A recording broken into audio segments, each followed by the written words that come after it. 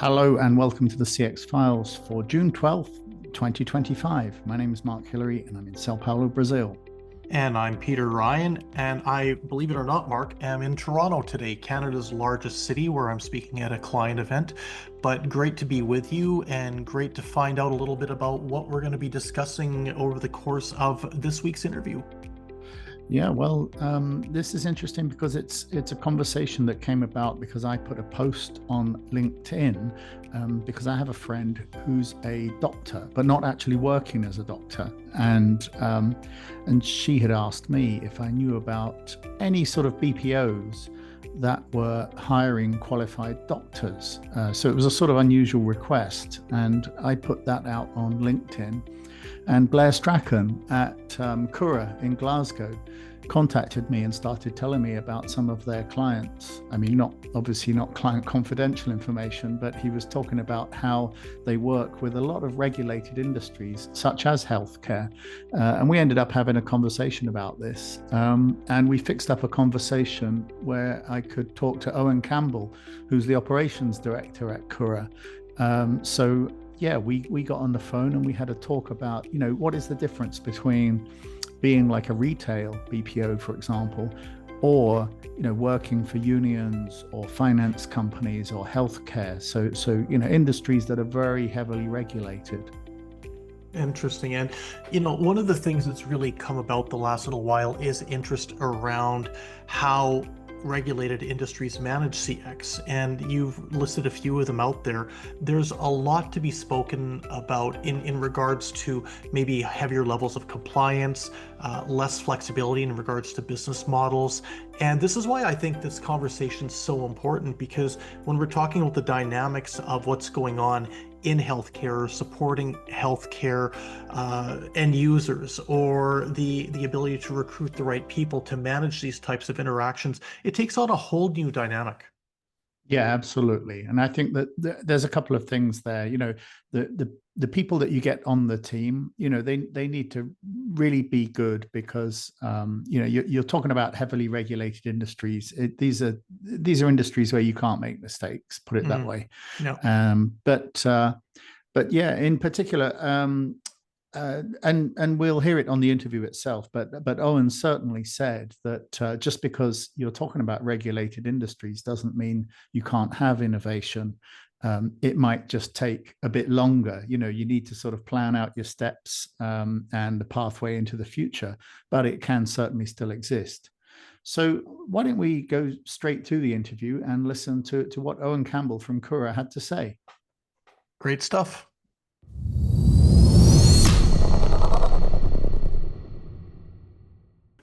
Okay, so it'd be great if you could first just take a moment to introduce Kura and like your own role for the company, then, please. So Kura is a BPO. We operate between Glasgow as our headquarters. We do have another office in Sunderland in the UK, and then we also operate in Durban.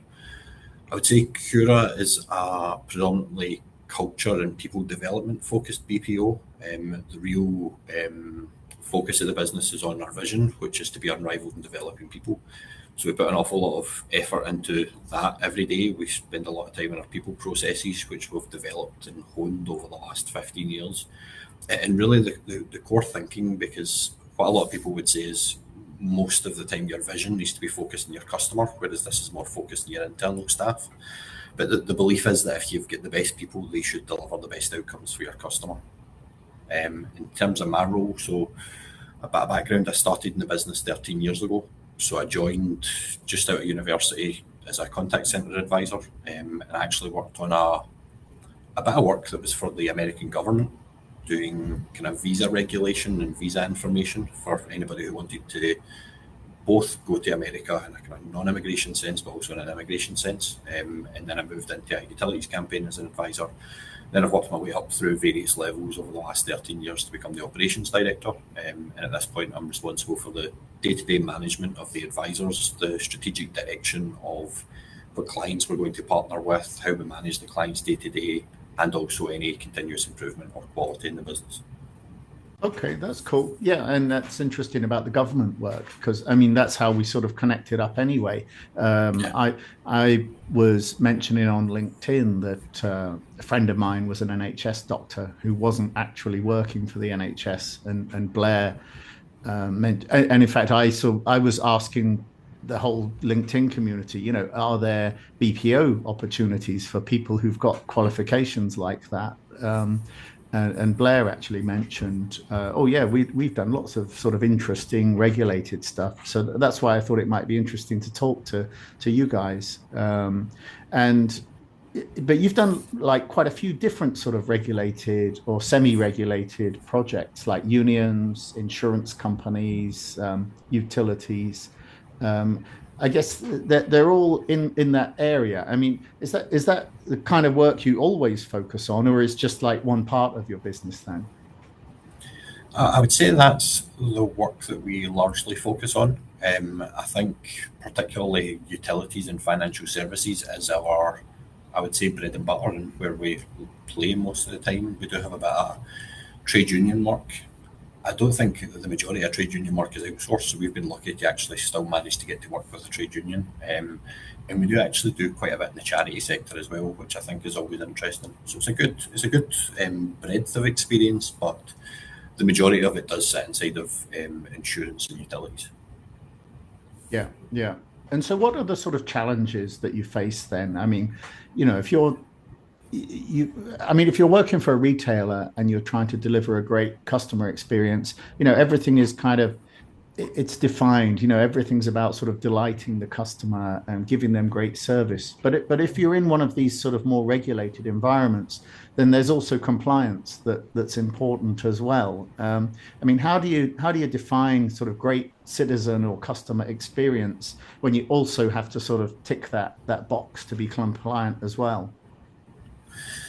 It's a very good question. I would say you need to have in your head that the two things aren't at odds, and that giving the customer the outcome that's compliant with the regulation is the right outcome for the customer. Now sometimes I think the customer service element and the customer experience element can kind of get mixed up because the service should be kind of what the customer wants, which is giving the customer everything they're asking for. But the experience element, where I think it becomes more important in the regulated industries, is you need to make sure every touch point gives them a cohesive message and every touch point gives them the right understanding of the next step in the process.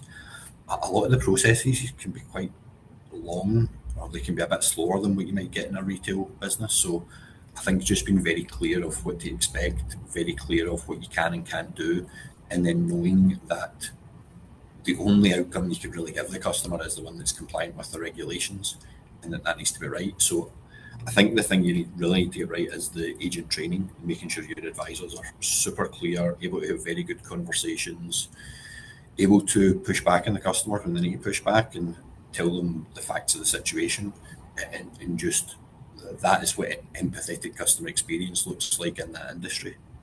So I think it's just understanding all of those parameters and making sure that it's a cohesive approach that you take. Yeah, yeah.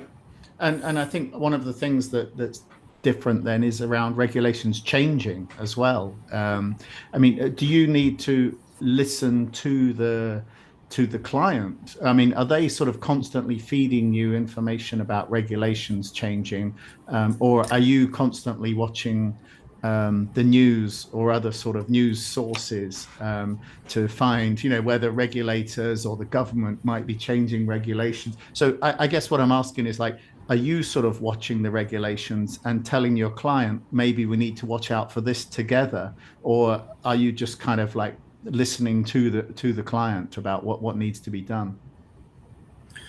So we do both. I think there's a governance way to do this, and there's a relationship way to do this. From a governance perspective, we hold an annual strategic planning session with our clients, where we tend to look at we'll research anything that's going to be happening in the industry from a regulatory point of view, but also just from a technology or customer experience point of view.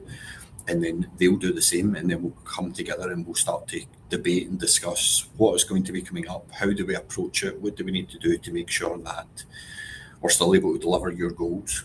even in line with any of the changes in the regulatory industry that's happening. A good example of this just now that's happening in utilities is the radio tele switch meter switch off, where there's an awful lot of that that's going to be causing customers a lot of upset. So you need to be really prepared. You need to maybe increase your resource, you need to increase your training, and you need to do all of that normally well before you would think that you need to do it. So we've been through a lot of that with our clients, particularly across this year. So I think that's how we do it from a governance sense. We tend to use the strategic planning process. We do then keep doing that every quarter. We have touch points to make sure that we're staying on top of the plan and that we're managing all of the actions and that we're adjusting to any changes. And I think at a relationship level, you just need to be very open and curious to what you don't know, because you're never going to know everything. And some of the people who have been in these industries for 30 and 40 years are still learning as they go. So I think the trick is just always be open to learning and always be open to the fact that you might not know the answer. Yeah. And does that actually change then the idea, because you mentioned they're around vulnerable customers, so there might be some customers who don't really understand the service very well and they need a lot of guidance. Is that very different from, say, like a private sector retail service where, you know, a customer that's not very valuable might be the bottom of the list for help, whereas in a regulated environment they're just as important as anyone else? I think the key is for every interaction that you have, every customer feels like they're the most valuable person that you're going to come across. So we try and just deal with every customer on their merits and just try and help them to the best ability that we can. The advisor who's handling them just needs to put themselves in their shoes and then do the best job that they can. And we try and do this more with our clients. We prefer to operate in outcome-based models with our clients, where we tie ourselves into their goals and their success, where we don't really, the way I think of it is we don't want to be paid for our time, we want to be paid for the service that we provide and the outcomes that we provide. And I think that's a good way for the advisors to think about it, is that every single interaction that they're having is about the outcome that they're going to give the customer, and that needs to be valuable. That's interesting. Well, I was going to ask you about data security as well, though. But maybe we'll pick up on the outcome-based stuff in a minute. But because I was just thinking, you know, I was just looking at the news about Marks and Spencers in the UK, and you know, they've just been having a disaster for I think since April. So it's been a couple of months, and it's ongoing.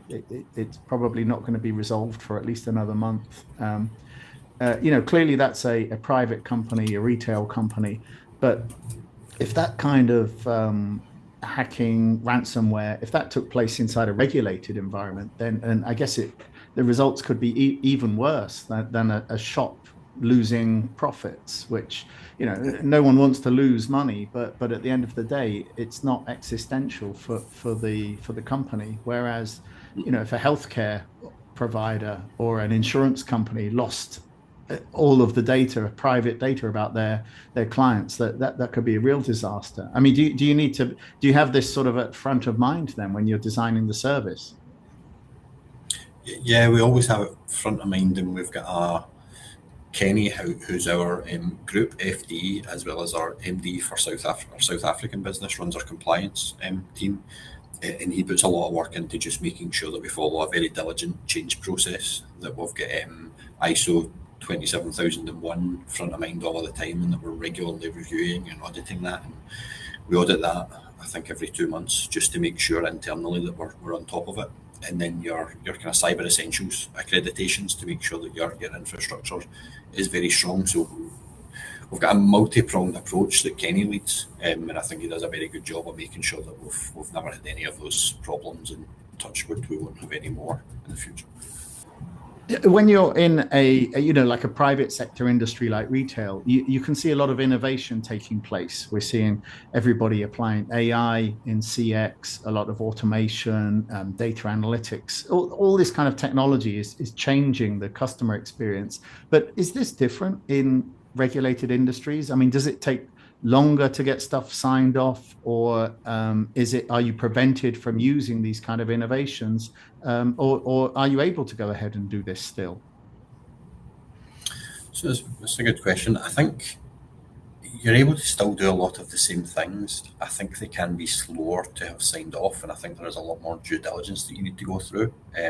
We've been rolling out an AI QA and compliance tool in one of our clients in financial services, and because it's a third party we're using, going through the right, we've got our contract, they've got their contract, and then trying to make sure that everybody's happy, that all of the compliance and regulations are taken care of. I think sometimes it can just take longer. The other thing is you can get that whole, is the technology on premise or is it in the cloud? Because sometimes people get a bit nervous when it's in the cloud when it comes to the compliance elements. But I think I think it tends to just be you can go with the same sort of technology. It just can be a bit slower and there can be a bit more checks that need to be taking place.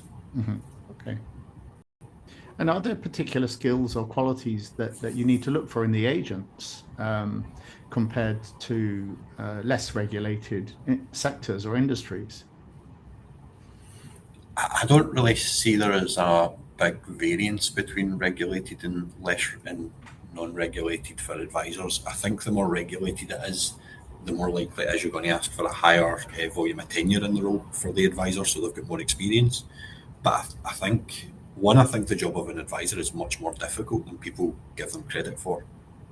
I mean, the volume of skills that they need to be very good at that role. I mean, they need to be very calm under pressure. They need to be able to work lots of systems while also communicating in a very calm and clear way. And they need to be able to disagree well with the customer to make sure that they're giving the customer the right advice and the right outcome.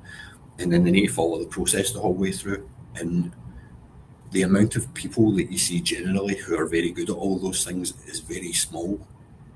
I mean, it is very small. I mean, I make mistakes in some of these things, like being a good communicator a lot of the time. So finding a lot of advisors who are, one, I think undervalued generally by society. I think our industry is doing a good job of promoting them and making sure that everybody understands their value and how hard of a job it is.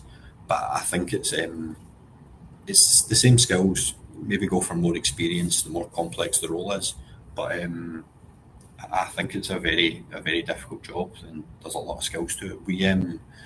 We do an awful lot when we find good advisors to retain them. Our average tenure across the business is like 5 years for the advisor population, which is almost unheard of.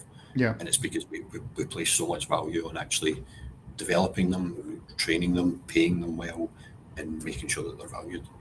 And you mentioned before about the outcome-based approach rather than just paying for time. I mean, does that help with this approach to the advisors as well then? Because you're kind of focused much more on delivering a good outcome each time for each interaction rather than, you're just getting paid minimum wage. It doesn't matter whether you're just, watching the clock or busy or, what level of service you're giving. So the argument changes a bit, doesn't it? It focuses much more on, we want to deliver great service each time. I think so. And I think it's the way that the industry is moving to, but I think it should go fully there. I think if I was a client, I would want to know that the money I was paying you was an investment. It wasn't a payment for services. It was an investment into good performance, good customer outcomes, better sales, better conversion rates. And I think what I would say about, because Kura's been on a journey with this over the last, I would say, 10 years, from kind of pure hourly to a hybrid to now more almost pure outcome, is it shapes the way that you speak to the advisors and you think about the job that they're doing, because it's not about the productivity, it's not about them logging in the day, it's about making sure that everything they do is done to an excellent standard. And I think they do a brilliant job. I think they do a brilliant job. And it's an ethos that we've really thought about for a long time before we started to develop the models that we work with, because we are super flexible with the models. We've got a couple of base models we work with to try and give a framework for clients, but we never really get beaten price because we tend to be very flexible in how we structure the compensation in it. But I think the pure outcome based models tend to be the best and tend to be the ones that are also just the most enjoyable, because it puts on you to work out all the problems Yeah, yeah, It's on you to really come up with all the answers, because otherwise you're not getting paid.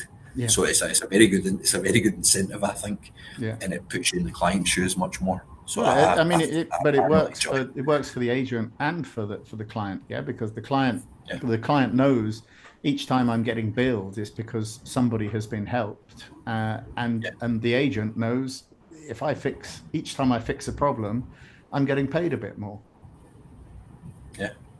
Well, Yeah. this is what I would say, because I might not have communicated that perfectly.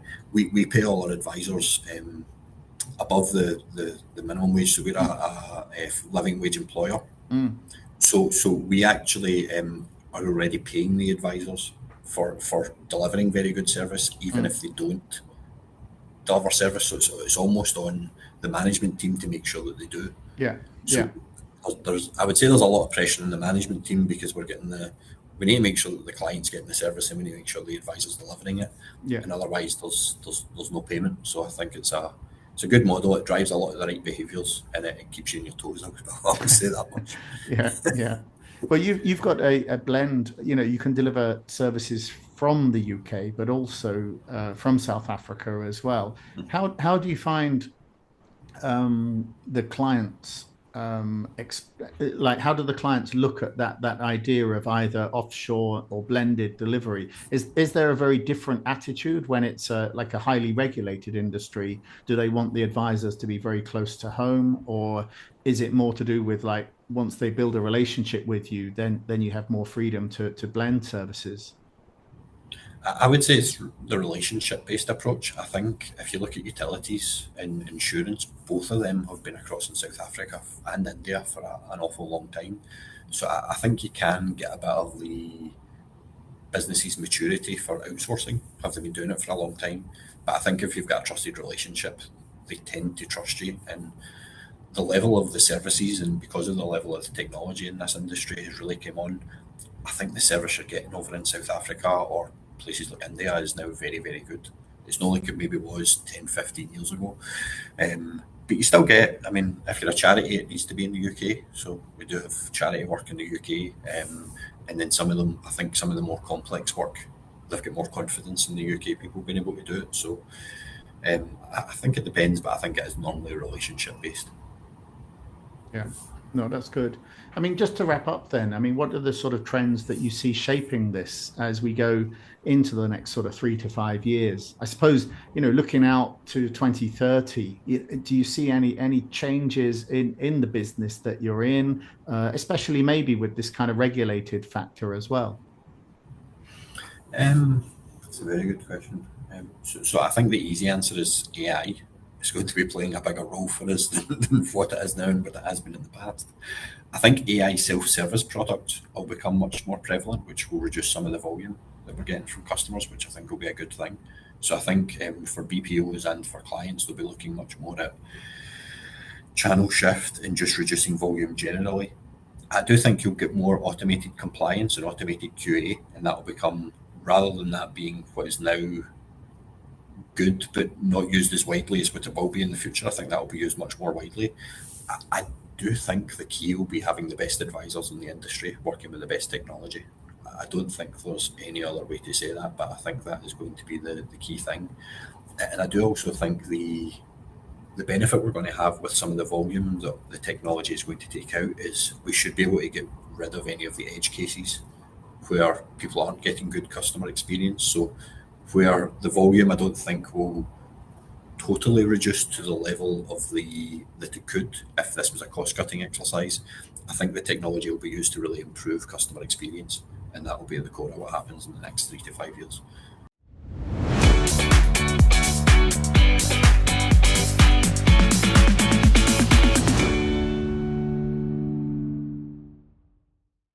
Thanks for listening to the CX Files podcast. We really appreciate your feedback and suggestions. You can reach myself, Mark Hillary, or Peter Ryan via LinkedIn. Please also leave a rating or review on your favourite podcast provider, as that helps more people to find us. As always, we'd like to thank Chris Haig at Traction Media for the CX Files graphics. See you next week.